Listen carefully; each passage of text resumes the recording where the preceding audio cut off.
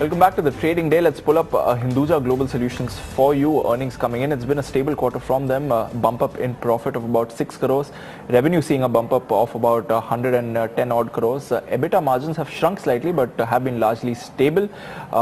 They of course continue to maintain a dominance as far as the US business is concerned. 66% revenue contribution coming in from the US. So it'll be interesting to see his perspective on all the political development that we've seen. Partha DeSarkar, the global CEO at Hinduja Global Solutions, joins us on the show. Mr. Sarkar, thank you for coming in. Just run us through the highlights of the quarter.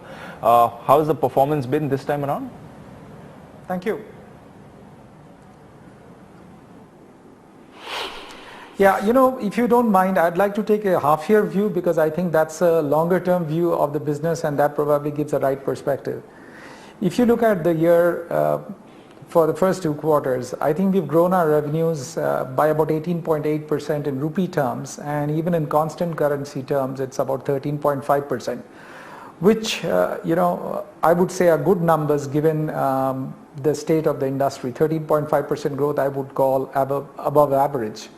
I would also like to stress the point that this year we had said would be a turnaround year for us. So if you look at our EBITDA growth percentage for the full half year compared to last year, that's grown about 45% and the PATs are grown at about 86%. So we are firmly in the middle of a turnaround, and this in spite of the fact that Q2 traditionally has been a slower quarter for us.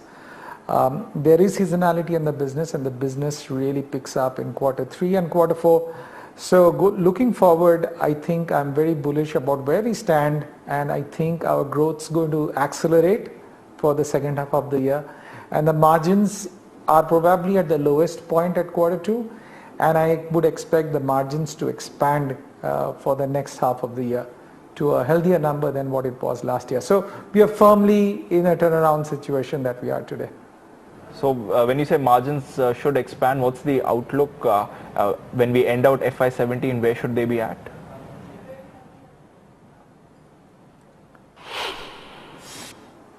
So, I would hesitate to give a firm number to it, but I would like to see this thing being better than where we were in Q1, we were about 11.5%. I think we'll end up being better than that for the full year basis, close to that. Maybe slightly better than that. Few of your verticals have seen some contraction: telecom, consumer, BFS and media. Just the reasons behind that, and going forward, which are the verticals that will drive growth for you?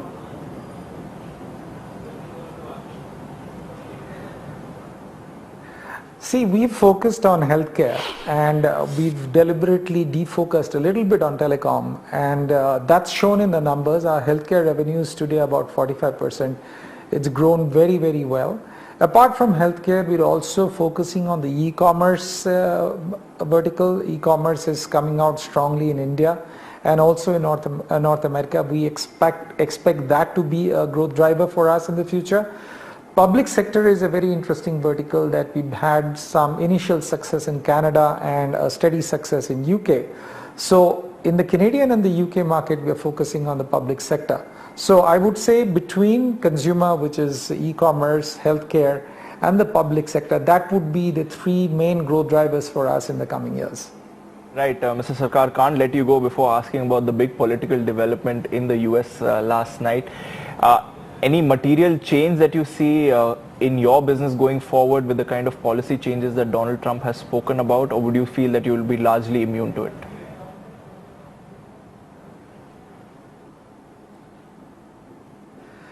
Look, the first and foremost, Mr. Trump is a businessman first and a politician second.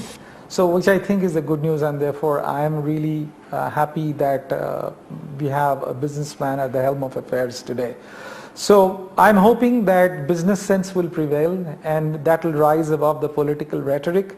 If that actually happens, I think that's very good for our industry. So, it's wait and watch. Just a day passed, so we'll have to see how this thing pans out.